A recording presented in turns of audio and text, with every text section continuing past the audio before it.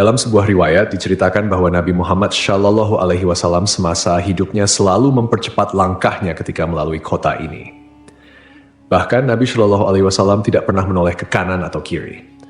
Selain itu, Ibnu Battuta juga pernah menceritakan adanya rombongan karavan yang enggan berhenti di Madain Saleh. Konon, keengganan ini disebabkan karena Madain Saleh merupakan kota yang terkutuk. Orang-orang Arab menyebutnya sebagai markas jin yang harus dijauhi. Jika terpaksa harus ke tempat tersebut, maka seorang muslim harus melewatinya secepat mungkin dalam keadaan menangis dan takut akan murka Allah Subhanahu wa Ta'ala. Namun, saat ini pemerintah Arab Saudi membangun kota ini menjadi tempat wisata sejarah. Tentunya, hal ini bertentangan dengan apa yang disabdakan Nabi Shallallahu Alaihi Wasallam. Lalu, bagaimanakah kisah sejarah masa lalu tentang kota ini? Namun sebelum lanjut, mohon tonton video ini sampai selesai agar tidak ada kesalahpahaman serta dukung kanal ini dengan cara subscribe, like, dan komentar agar kanal ini semakin maju dan berkembang. Terima kasih. Al-Ula atau dikenal juga sebagai Madain Saleh menyuguhkan gurun pasir yang menakjubkan karena dikelilingi oleh gunung dan tebing yang tinggi. Menariknya, tebing tersebut dipahat dan diukir dengan bentuk yang khas. Kaum Tsamud adalah masyarakat yang terkenal dengan keahlian mereka dalam bercocok tanam, beternak, dan arsitektur. Namun, keahlian tersebut membuat mereka sombong dan merendahkan kaum lain. Gaya hidup mereka dipenuhi kemaksiatan seperti mabuk-mabukan, berzina, dan berfoya-foya. Melihat penyimpangan ini, Allah Subhanahu wa Ta'ala mengutus Nabi Saleh alaihi salam untuk mengajak mereka kembali ke jalan yang benar.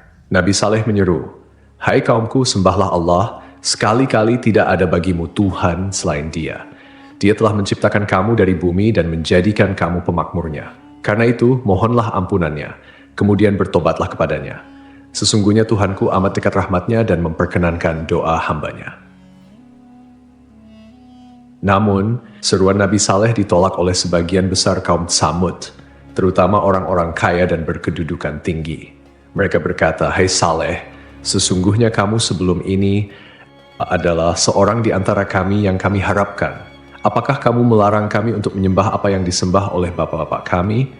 Sesungguhnya kami ragu dan khawatir terhadap agama yang kamu serukan kepada kami."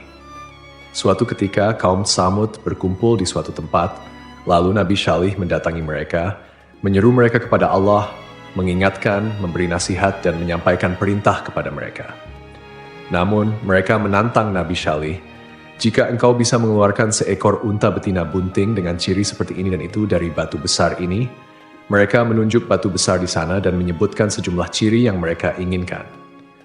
Nabi Saleh kemudian berkata kepada mereka, "Bagaimana menurut kalian jika aku penuhi permintaan seperti yang kalian inginkan? Apakah kalian mau beriman kepada kebenaran yang aku sampaikan dan mempercayai risalah yang diutuskan kepadaku?" Mereka menjawab, "Ya." Nabi Saleh kemudian mengambil perjanjian mereka atas hal itu. Setelah itu, Nabi Saleh menghampiri tempat salat lalu salat kepada Allah Subhanahu wa Ta'ala sebagaimana yang Dia takdirkan untuknya. Setelah itu, ia memanjatkan doa kepada Allah Subhanahu wa Ta'ala agar permintaan mereka dikabulkan. Allah Subhanahu wa Ta'ala kemudian memerintahkan bongkahan batu besar tersebut untuk mengeluarkan seekor unta besar dan bunting dengan ciri-ciri tepat seperti yang mereka inginkan. Saat melihat mukjizat itu dengan mata kepala sendiri, mereka menyaksikan suatu hal besar, kuasa nyata, bukti jelas, dan terang. Banyak di antara mereka yang beriman, namun sebagian besar tetap kafir, tersesat, dan membangkang. Karena itu Allah Subhanahu wa Ta'ala berfirman, "Tetapi mereka menganiaya unta betina itu, yaitu mereka mengingkarinya." Sebagian besar di antara mereka enggan mengikuti kebenaran meskipun telah melihat mukjizat tersebut. Di antara tokoh yang menyatakan beriman adalah Junda bin Amr bin Muhallah bin Labid bin Jawas. Ia termasuk salah seorang pemimpin kaum Tsamud yang tetap berpegang teguh pada Islam. Yang menghalangi lainnya untuk beriman adalah Zu'ab bin Labid, Habab si pemilik berhala-berhala kaum Tsamud, Rabab bin Sya'ar bin Jalmus. Junda mengajak saudara sepupunya Syihab yang juga seorang pemuka kaum Tsamud untuk masuk Islam.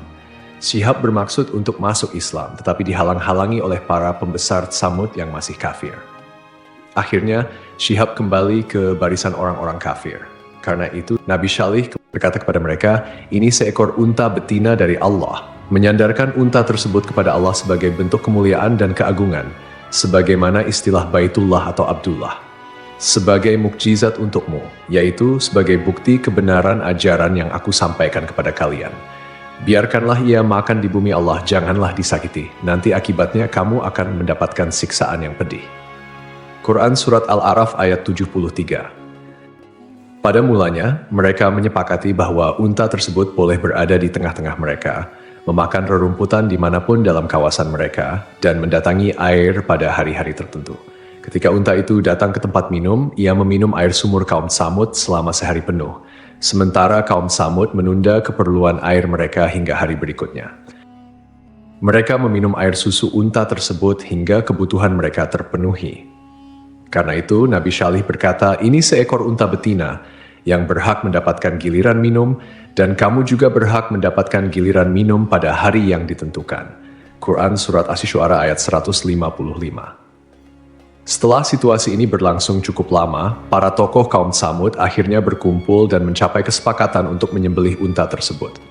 Mereka merasa terganggu dan ingin leluasa memenuhi kebutuhan air mereka. Setan pun menghiasi perbuatan buruk ini sehingga tampak indah di mata mereka. Eksekutor penyembelihan unta ini adalah Qidar bin Salif bin Junda, seorang pemimpin kaum Tsamud.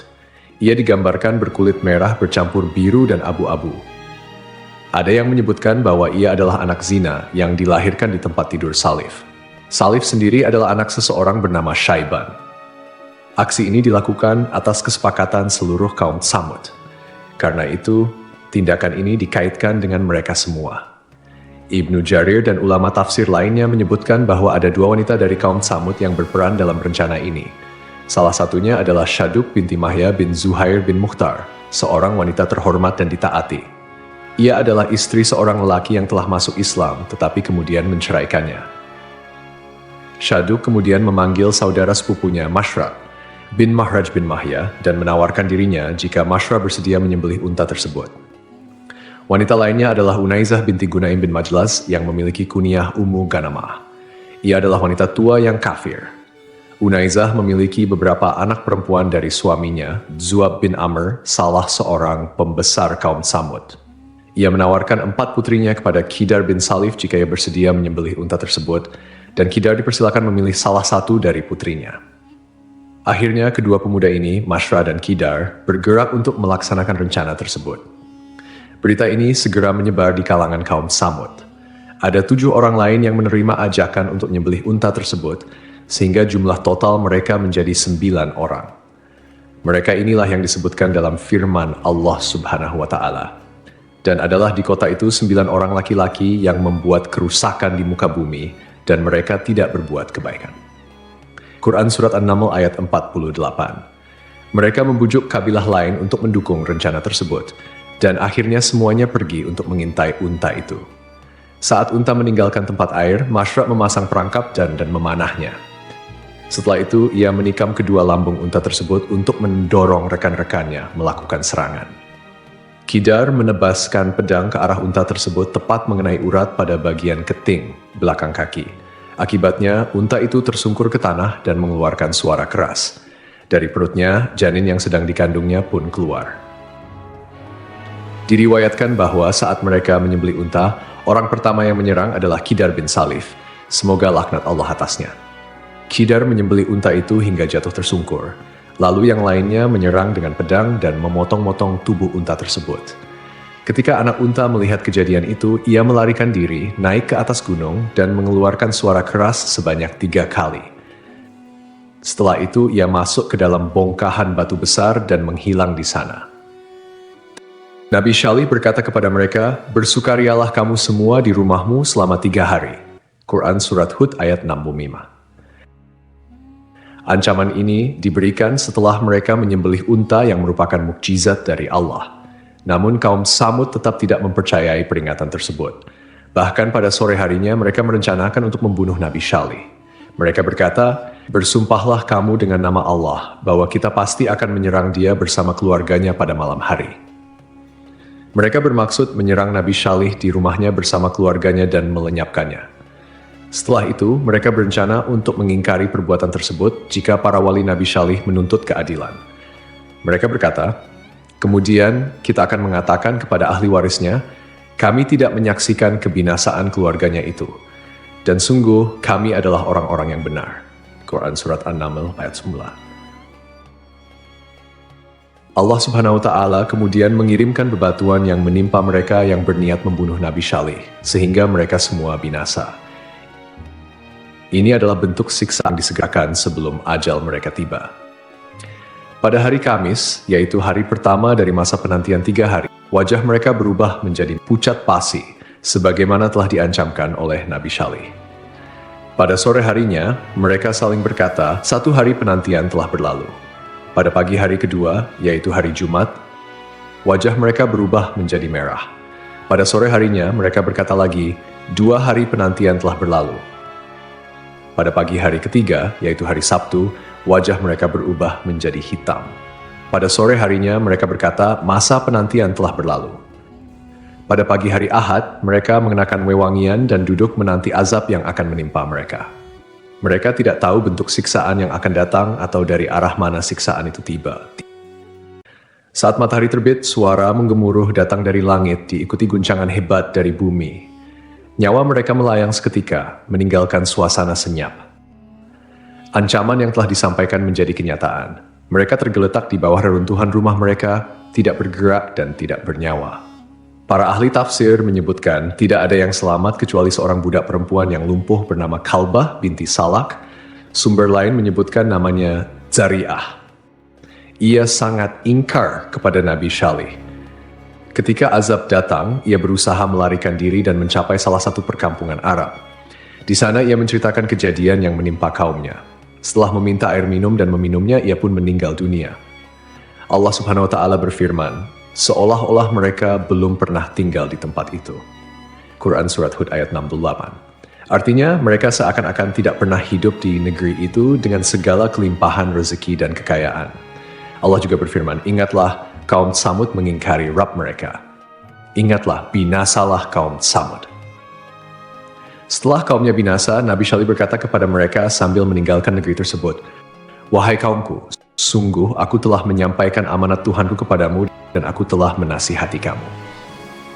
Nabi Syalih menegaskan bahwa ia telah berusaha sekuat tenaga untuk memberikan petunjuk kepada mereka dengan tutur kata, tindakan, dan niat yang tulus.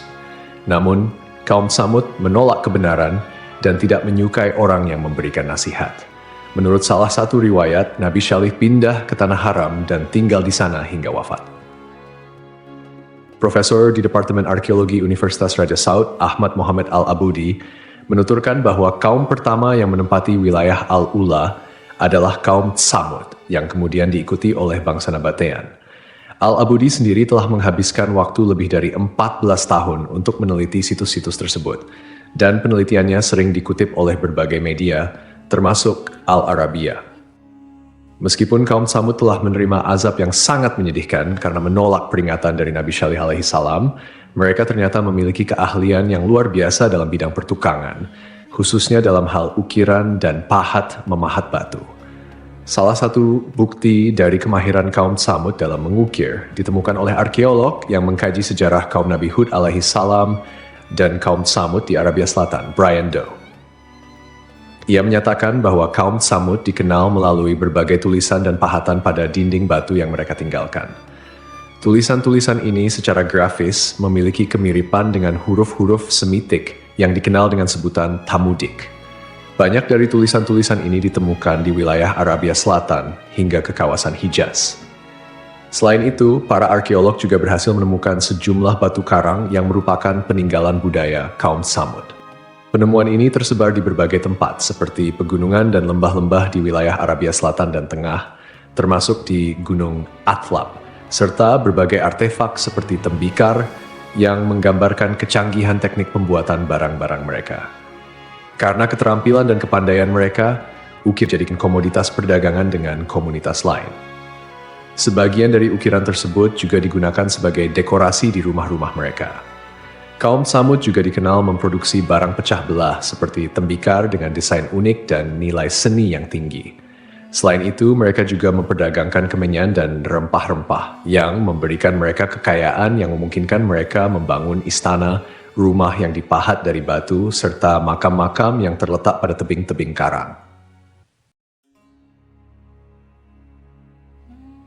Kota ini, yang kini dikenal sebagai Madain Saleh, berasal dari bahasa Arab yang berarti kota Saleh. Kota kuno ini terletak di bagian utara Hijaz, yang saat ini menjadi wilayah Arab Saudi, sekitar 20 km dari kota Al-Ula. Kaum Samud dan Nabatean, mereka hidup sekitar 3.000 tahun sebelum Masehi, antara zaman Nabi Nuh alaihissalam hingga zaman Nabi Muhammad shallallahu alaihi wasallam. Situs bersejarah ini terletak di barat laut kota Al-Ula, pada posisi strategis di salah satu rute perdagangan kuno yang menghubungkan selatan Semenanjung Arab dengan utara, termasuk Mesopotamia, Suriah, dan Mesir. Jarak antara Madain Saleh dengan kota Madinah sekitar 450 km, sedangkan dari Makkah sekitar 900 km. Perjalanan dari Madinah memakan waktu sekitar 4 jam melalui jalur panjang yang membelah gunung dan gurun berbatu. Madain Saleh dahulu dikenal dengan nama Al-Hijr, yang berarti tempat berbatu, karena lokasinya berupa bukit-bukit berbatu. Nama ini bertahan hingga abad ke-14 Masehi, sebelum seorang wisatawan Andalusia mengganti namanya menjadi Madain Saleh, yang diambil dari nama Nabi Saleh alaihissalam. Jika kita mengunjungi Madain Saleh, kita akan menemukan peninggalan kaum Samud, yang disebutkan dalam Al-Quran sebagai kaum yang ingkar terhadap ajaran Nabi Saleh, hingga akhirnya mendapat azab dari Allah Subhanahu wa Ta'ala. Madain Saleh merupakan gugusan bebatuan pasir yang mengesankan.